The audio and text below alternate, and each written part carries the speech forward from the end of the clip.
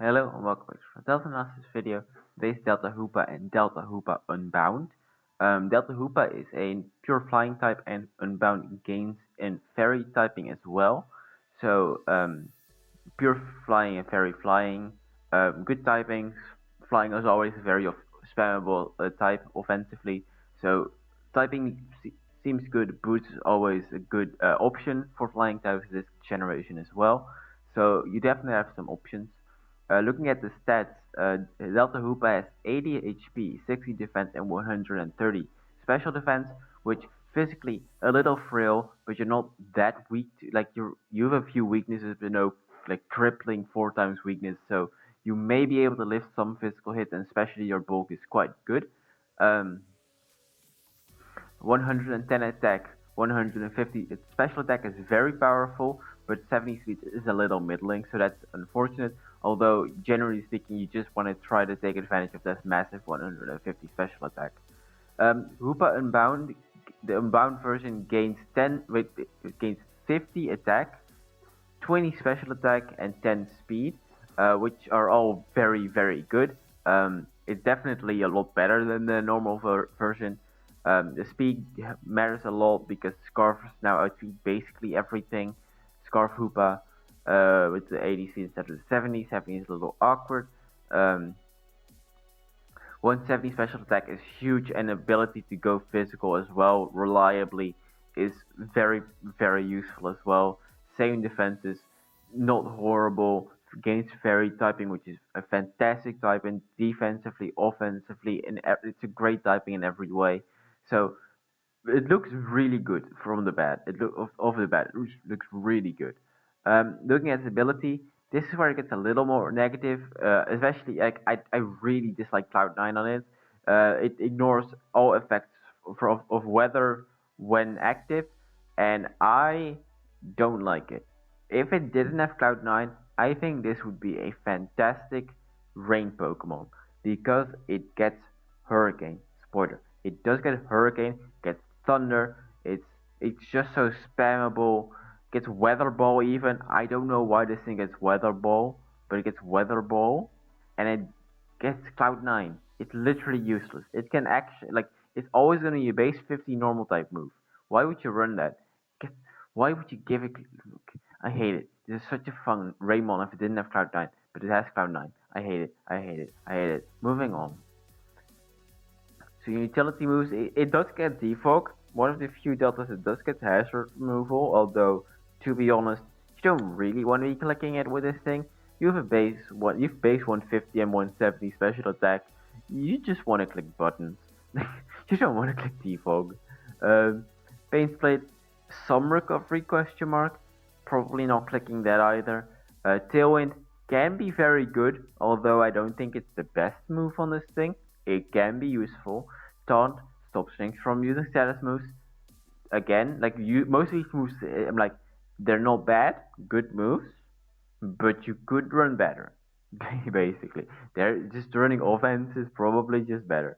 But sometimes these moves could be useful, especially if you don't need the coverage moves. Trick, I think Trick is a usable move because I think Choice is really good on both of these a lot of the time. So you can trick choice items on things if you want to. And U-turn Volt Switch are fantastic moves. Pivoting allows you to just be annoying, pivot out, especially like Volt Switches. Like if there's no ground type, Volt Switch is just fantastic because it's massive special attacks and it will actually do real damage, which is kind of cool. So the first set of Delta Hoopa is a special set, which includes like Scarf, Specs, like Boots, Nasty Plot setup, something like that. You can do a lot of this thing with this thing, but mostly like especially offensive breakers, generally like breaker, cleaner, sweepers, generally what you tend to go for with this thing. Aeroblast Hurricane, it's Flying Stab. Um, Hurricane is a little stronger, but 25% less accurate is a very big drawback. So generally speaking, Aeroblast is the better move. Heat Wave helps with the steel types mostly. U-turn Volt Twitch, Nasty Volt, Calm Mind is like the support button, I guess. U-turn Volt Twitch generally is found on the choice sets. You can put Trick here as well instead of one of those moves. You can run Nasty Plot, Calm Mind for the setup sets. You can run Agility for the setup sets. Focus Blast does help in case you are struggling with rock types because that's the best move to hit rock types, unfortunately. Psychic Health. The poison types that Hoopa Unbound is weak to. Thunderbolt helps with the waters. They're just generally like fat waters, in case you need to break some. Shadow Ball helps with psychic types, helps with ghost types. Dazzling Gleam, it's a step, a secondary step for Hoopa Unbound, so I put it there. It doesn't help with anything specific except maybe like fight like dark types, dragon types. Um, but not most of them you can just arrow blast. Generally speaking, you just click arrow blast most of it, against most things, unless it's resisted.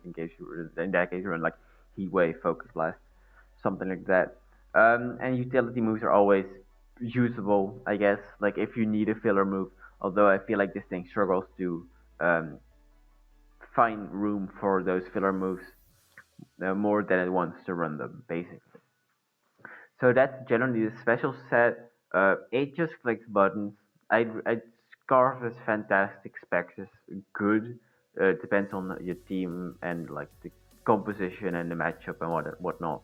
If you need the breaking power that much, but it's just a fantastic cleaner.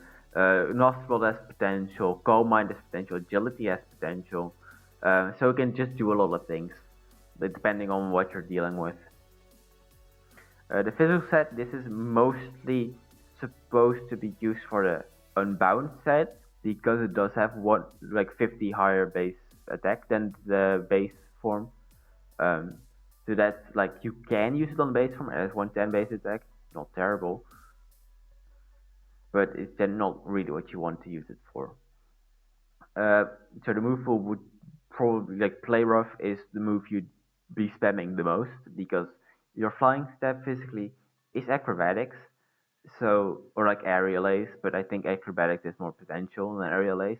So you don't really want to run physical flying type step. So generally you would clicking Play Rough. I would Drain Punch and Sand Headbutt on there because Drain Punch helps with the steel types and Sand Headbutt helps with the poison types. Um, if that player doesn't hit neutrally at least. So that's why those are there. Q-turn for pivoting. Um, you can use like wild charge, thunder punch if you want to hit water types, opposing flying types. Ice punch for opposing flying types, ground types, dragon types. Dragon types aren't that big of a problem. Actually, grass types are more of a problem with this. But yeah. Power Punch if you want to boost your attack. Like it's not a strong move, but it's a decent filler move to boost your attack. Agility Tailwind, same idea as before. If you need the speed more than the breaking power or anything like that, if you just need the speed, agility is always there as an option. Um, and obviously, the utility moves are viable. But I really think that where this thing shines physically is when you get creative with acrobatics. Like acrobatics is an item you can get rid of, like I won't give too many things I'm thinking of because I want to at least keep some creativity out there. But the one I thought of the first, like I thought of first was Sky Attack, power up Sky Attack into acrobatics spam. You are giving up two attacking slots, but I really feel like it's possible. Um, to pull off if like the only thing is you probably need to run like play rough drain punch. Hmm? Hmm.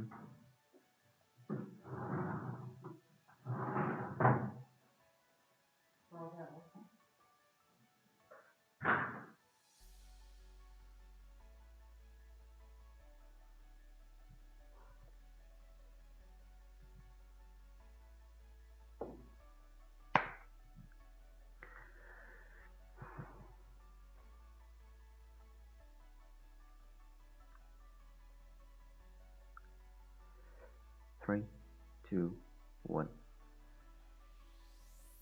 The one set I do think is kind of cool is power sky deck into acrobatic spam.